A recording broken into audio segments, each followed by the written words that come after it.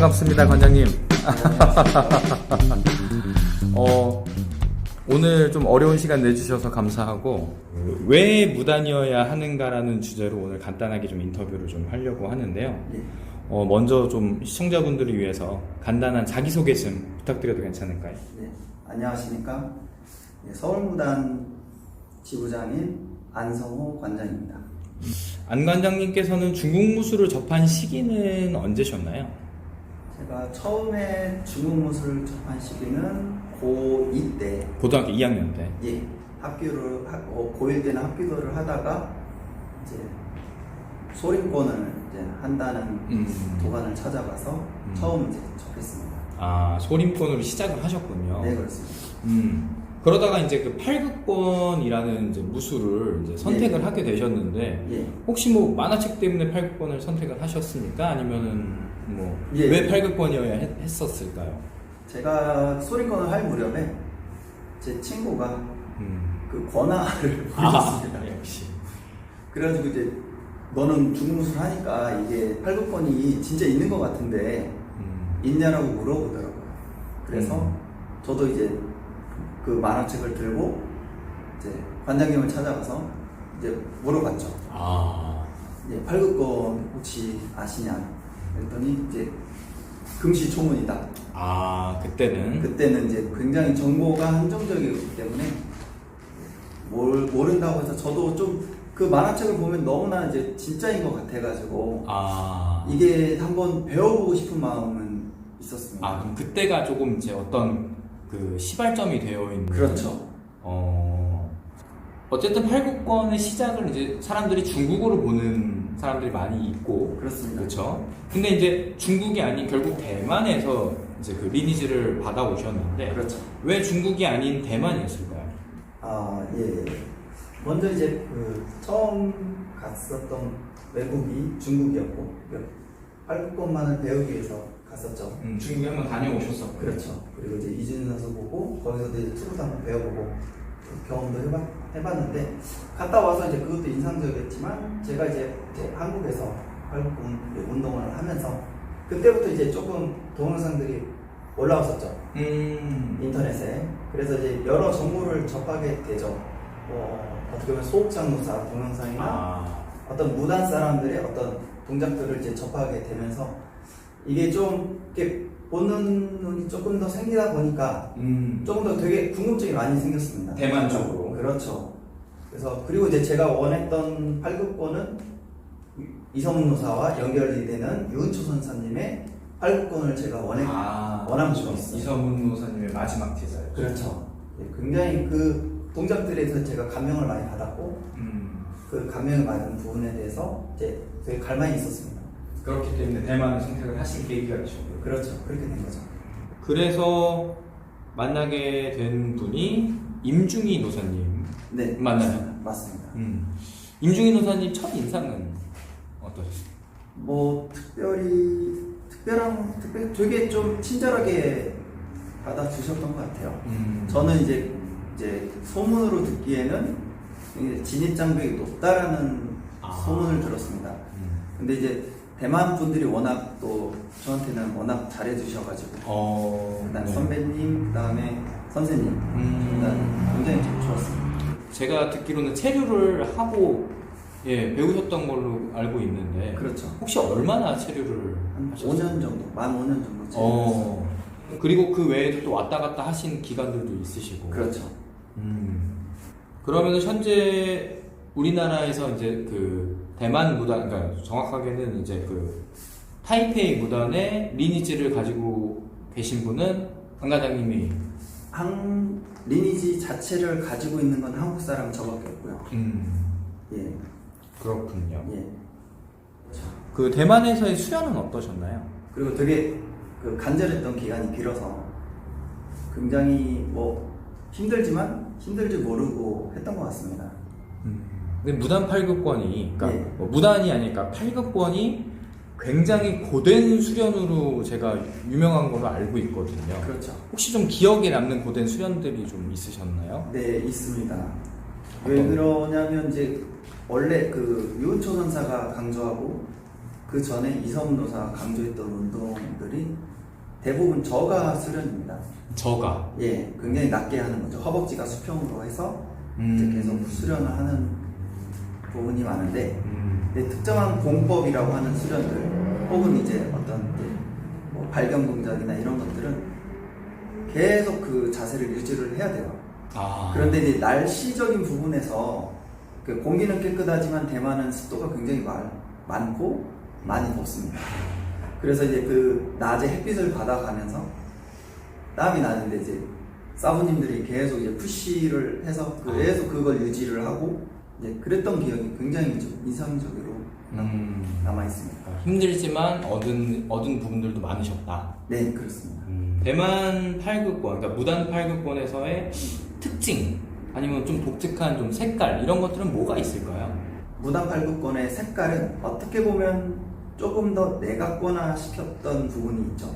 그러니까 특정한 호흡법, 특정한 어떤 특정 위치에서 압력을 끌어내는 부분들. 뭐 다른 문파도 있겠지만 이제 무단에서 말하는 일반 팔극권과 비교되는 부분은 조금 더 내각권화된 부분들이 있다고 생각합니다. 또 무단 팔극권의 좀 뭐 대표적인 동작이라던가 그리고 또 간결함이 좀 더 있다고 정제된 동작이죠. 정제된 동작. 예, 그런 게 있다고 생각합니다. 혹시 관장님께서 아니면 또 마보도 굉장히 좀 특이하다고 들었거든요. 그렇죠. 혹시 좀 간단한 동작들을 좀 보여주시면서 이제 무단은 이런 거다라는 거를 좀 설명을 좀 해주실 수가 있으실까요? 네, 가능합니다. 네. 무단의 이제 마보는 일반 마보 예전에 소림권이나 혹은 이제 여타 분파에서 하는 마보와는 좀 차별성이 있죠. 그 차별성은 어떤 부분이냐면 보폭이 좁다는 거죠. 그리고 보폭이 좁은 대신에 또 하나는 가장 어렵게 생각하는 부분은 무릎이 발끝을 넘게 됩니다. 무릎을 안 넘는데 그리고 그렇게 저가로 하는데 상체를 세울 수는 없죠. 왜 그러냐면 저는 낮게 하면 할수록 이 중심이 멀어집니다. 그렇죠? 그리고 발끝을 안 넣으면 자연스럽게 중심은 숙여져야 제가 중심을 설 수가 있죠. 안 그러면 넘어지게 됩니다. 근데 엉덩이를 넣는 거죠. 엉덩이를 넣는데 더 심하죠. 엉덩이를 넣게 되면 무릎은 빠지고 무릎을 집어넣으니 엉덩이는 빠지게 되는 팔굽권이나 이런 중흥무술들은 중심 자체를 계속 내리려고 노력하죠.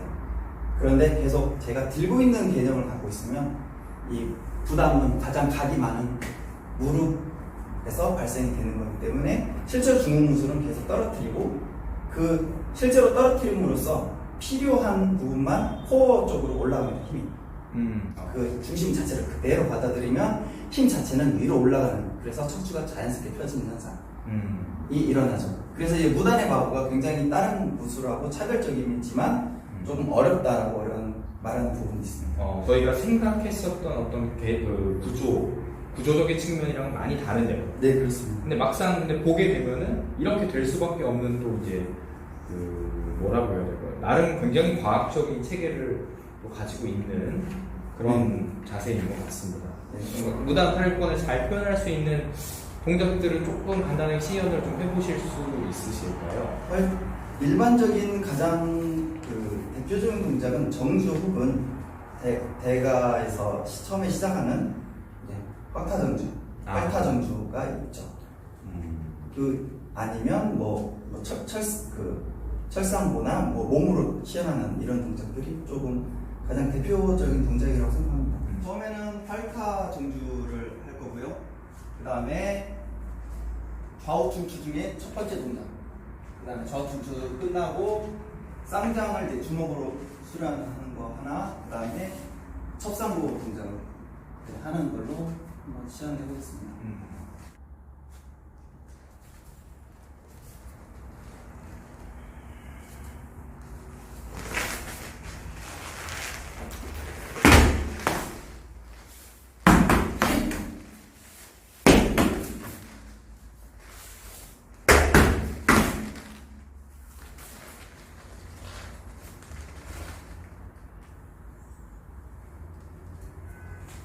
너무 멋진 시연 잘 봤습니다. 아닙니다.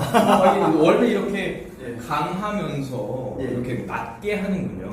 예, 많이 낮게 하면 원래 더 낮게 해야 되는데 더 낮아야 되는 거예요. 예, 그렇습니다. 그럼 일반인들은 못하는 거 아닌가요? 그래서 좀 커리큘럼이 긴 편입니다. 아, 그렇군요. 일반적으로. 그런 힘을 내기 위해서, 그런 그렇죠. 자세를 내기 위해서. 그러면은, 만약에 일반인들이나 초보자들이 이제 팔극권을 배우러 갔을 때, 예. 조금 쉬운 동작들이 있을까요? 가장 쉬운 동작으로는 이제 자세 중에서는 이제 궁전시기, 궁보라고 궁보. 하는 동작이 제가 보기에는 가장 쉬우면서 이해가 조금 잘 되면서 그리고 자기 몸을 좀 척추나 이런 걸 제대로 세우게 만들 수 있는 훈련법 중에 하나라고 생각합니다. 건강적인 측면도 또 생각을 하고, 예. 힘의 전달이나 구조도 이해를 할 수 있는. 그렇죠. 그러면은 뭐 괜찮으시다면 한번 그 설명을 해주셔도 괜찮으실까요? 네, 괜찮습니다. 오늘 또 일반인이 나오셨습니까? 아니, 예. 건강을 위해서 나온 일반인입니다. 한번 설명을 해보도록 하겠습니다. 네, 지금 현재는 마보고요. 마보는 조금 생각외로 어려운 편이라서 이제 바로 여기서 전환해서 한번 해보겠습니다. 오른손부터 해보시면 네. 오른손 넣고 다시 밀면서 이 다리가 돌아가서 네, 공부가 되는 거죠. 그러니까 이 다리가 힘을 밀어서 이 다리가 받치는 겁니다. 근데 이제 조금 설명을 많이 해드리자면 군보 자세는 중심 자체만 보면 앞은 70, 뒤는 30이에요. 그러나 실제로 그냥 이걸 버티고 있는 것은 아닙니다. 원래 힘은 여기서 발생을 합니다. 여기서 지지력을 발생해서 제가 이렇게 밀어도 안 밀릴 정도로 굳건하게 땅을 지지하는 거죠. 그러면 지지하는 힘은 여기로 와서 이쪽 골반을 타고 들어가서 이 다리로 오게 되죠.